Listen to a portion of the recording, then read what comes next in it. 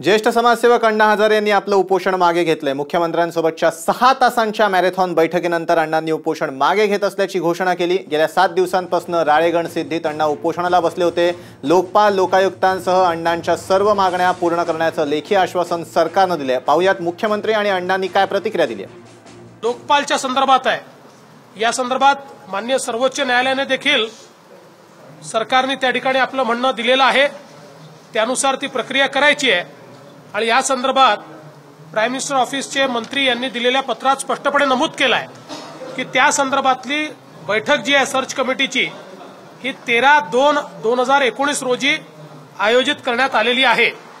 त्यामुळे आता या संदर्भात सर्वोच्च न्यायालयाच्या निर्देशानुसार पुढची सगळी कारवाई ही वेळेत पूर्ण होईल हे या ठिकाणी आम्ही त्यांना दिलेलं आहे।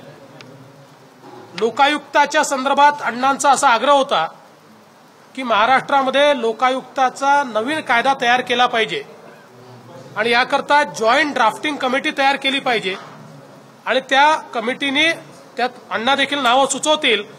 त्या नावानुसार अण्णांची नावं, सरकारची नावं अशा जॉईंट कमिटीने या संदर्भातला ड्राफ्ट तयार करावा आणि पुढचं जे अधिवेशन आमचं आहे म्हणजे जे बजेटचं अधिवेशन, कारण आता छोटं अधिवेशन आहे पण बजेटचं अधिवेशन जे आमचं होईल त्या बजेट अधिवेशनामध्ये या संदर्भातला तो जो ड्राफ्ट आहे तो कायद्याच्या स्वरूपानं मांडावा आणि ते देखील सरकारनं मान्य केलं आहे की या संदर्भात जॉईंट ड्राफ्टिंग कमिटी तयार करून आणि त्यानुसार तो ड्राफ्ट तयार करून आणि तो पुढच्या अधिवेशनामध्ये त्या ठिकाणी मांडण्याच्या संदर्भात आम्ही मान्यता दिली आहे।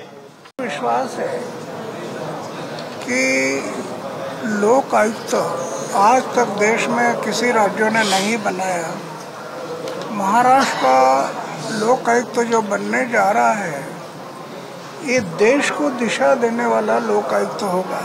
देश को जिस प्रकार आरटीआई का कानून पहले महाराष्ट्र बना और उसकी दिशा पूरे देश को मिली, ऐसे ही लोक आयुक्त, राज्य के लिए लोक आयुक्त, ये जो महाराष्ट्र में ये लोक आयुक्त कानून बनने जा रहा है ये देश को नया दिशा देने वाला कानून होगा और इससे ग्रामीण एरिया में, राज्य में जो करप्शन है उसको बहुत बड़े पैमाने पर ब्रेक लगेगा।